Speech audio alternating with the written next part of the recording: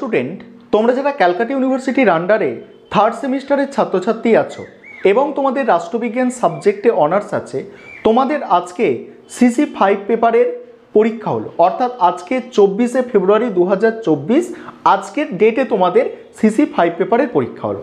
আর আজকের ক্লাসে তোমাদের কি করাবো, CC5 পেপারের যে পরীক্ষাটা হলো তার এসএকিউর সমাধানগুলো আলোচনা করব। অর্থাৎ এসএকিউ প্রশ্নের অ্যান্সারগুলো বলে দেব, তোমরা অ্যান্সারগুলো একটু দেখে নাও।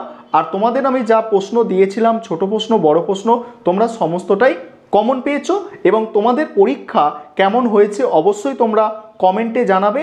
আরেকটা বিষয় এখানে তোমাদের বলার আছে যে তোমাদের জন্য অনলাইন কোচিং ক্লাস চলছে। তোমরা যারা অ্যাডমিশন নিতে ইচ্ছুক আছো, বোর্ডে যে নম্বর দেখতে পাচ্ছ এই নম্বরে যোগাযোগ করে অ্যাডমিশন নিতে পারো। চলো আজকে এসএকিউ প্রশ্নের সমাধানগুলো তোমরা দেখে নাও। এবারে তোমরা প্রশ্নপত্রের সমাধানটা দেখে নাও। দেখো তোমাদের 2023 সালের যে প্রশ্নটা ছিল তোমরা দেখতে পাচ্ছ। এখানে আমি বড় প্রশ্ন বা ছোট প্রশ্ন যা তোমাদের দিয়েছিলাম সমস্তটাই অর্থাৎ 100% তোমরা কমন পেয়েছো।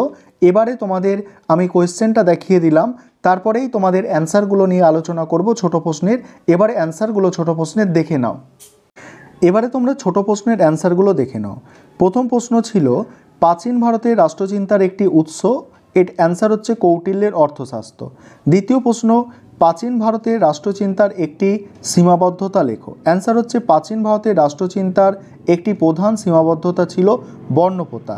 এই ব্যবস্থায় সমাজকে 4 ভাগে বিভক্ত করে ব্রাহ্মণ, ক্ষত্রিয়, বৈশ্য এবং শূদ্র জন্মের ভিত্তিতে নির্ধারিত এই ভাগগুলি পরিবর্তন করা সম্ভব ছিল না। পরের প্রশ্ন বারাউনির লিখিত যে কোনো একটি বইয়ের নাম তারিক-ই-ফিরোজ শাহী। পরের প্রশ্ন ত্রয়ী বলতে কৌটিল্য কি বুঝিয়েছেন? দেখো কৌটিল্য ত্রয়ী বলতে ঋক, সাম, যজু এই 3টি বেদের একত্রে বুঝিয়েছেন। পরের প্রশ্ন দ্বীন ইলাহি কে প্রবর্তন করেছেন? আকবর প্রবর্তন করেছেন। নেক্সট প্রশ্ন আছে তারিক-ই-ফিরোজ শাহী পুস্তকটির রচয়িতাকে?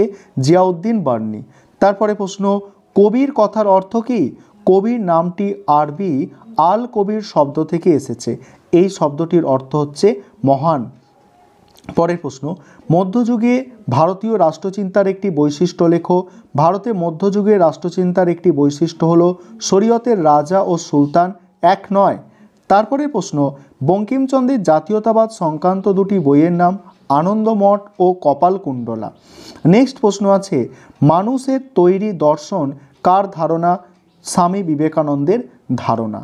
তারপরে দেখো পরের প্রশ্ন বিবেকানন্দের সাংস্কৃতিক জাতীয়তাবাদের একটি বৈশিষ্ট্য লেখো, অ্যান্সার দেখো বিবেকানন্দের সাংস্কৃতিক জাতীয়তাবাদ বলতে বোঝায় বৈচিত্র্যের মধ্যে ঐক্য। এই ধারণা অনুযায়ী ভারতে বিভিন্ন ধর্ম, ভাষা, রীতিনীতির মধ্যে এক অন্তর্নিহিত ঐক্য বিদ্যমান। পরের প্রশ্ন রবীন্দ্রনাথ ঠাকুরের সমাজভিত্তিক রাষ্ট্র কি? রবীন্দ্রনাথের ধারণায় সমাজভিত্তিক রাষ্ট্র হলো এমন একটি রাষ্ট্র যেখানে ক্ষমতার কেন্দ্রবিন্দু রাষ্ট্র নয় বরং সমাজ। এই রাষ্ট্রে জনগণ সকল স্তরের মানুষের অংশগ্রহণ ও ক্ষমতায়নের ওপর জোর দেওয়া হয়। পরের প্রশ্ন সত্যাগ্রহ কথাটির অর্থ কী? সত্যাগ্রহ কথার প্রকৃত অর্থ হলো সত্যের প্রতি আগ্রহ। গান্ধীজি সত্যাগ্রহ বলতে সত্যের পথে অহিংস আন্দোলনকে বুঝিয়েছেন। পরের প্রশ্ন গান্ধীজিকে অনুসরণ করে স্বরাজের একটি বৈশিষ্ট্য লেখো। গান্ধীজির মতে স্বরাজ হলো হীন স্বরাজ। গান্ধীজির মতে বস্তুগত সুখ লাভ বা ক্ষমতার হস্তান্তর হীন স্বরাজ নয়। সকলের না পাওয়া পর্যন্ত আমরাও নেব না, এই চেতনা আমাদের মধ্যে এলে স্বরাজ আসবে। সকলের জন্য সকলের সমাজ হলো স্বরাজ। শেষ প্রশ্ন ছিল গান্ধীজিকে কেন নৈরাজ্যবাদী বলা হয়? নৈরাজ্যবাদ হলো একটি সমাজ ও রাজনৈতিক দর্শন যা রাষ্ট্র ব্যবস্থার অবসানের কথা প্রচার করে। গান্ধীজি রাষ্ট্রহীন সমাজ ব্যবস্থার কথা বলায় গান্ধীজিকে নৈরাজ্যবাদী বলা হয়। এবার মডিউল 1 থেকে যে প্রশ্ন দেওয়া হয়েছিল দেখো প্রাচীন ভারতের রাষ্ট্রচিন্তার বৈশিষ্ট্য তোমাদের সাজেশানে দিয়েছিলাম। মধ্যযুগের রাষ্ট্রচিন্তায় আবুল ফজলের অবদান এটাও তোমাদের সাজেশানে ছিল। কূটনীতি কৌটিল্যের কূটনীতি সাজেশানে ছিল। সমন্বয়বাদের ওপর টিকা সাজেশানে ছিল। তারপরে সামাজিক ন্যায় প্রসঙ্গে রামমোহন এটাও ছিল। বঙ্কিমচন্দ্রের জাতীয়তাবাদ এটাও তোমাদের সাজেশানে ছিল। তারপরে ভারতের উদারনীতিবাদের বিকাশে রামমোহনের অবদান সাজেশানে ছিল, রাষ্ট্র সম্পর্কে গান্ধীজির ধারণা সাজেশানে ছিল। তাহলে তোমরা সাজেশানটা দেখতে পাচ্ছ, এটাকে কি বলা যায়? এটাকে 200% কমন বলা হয়।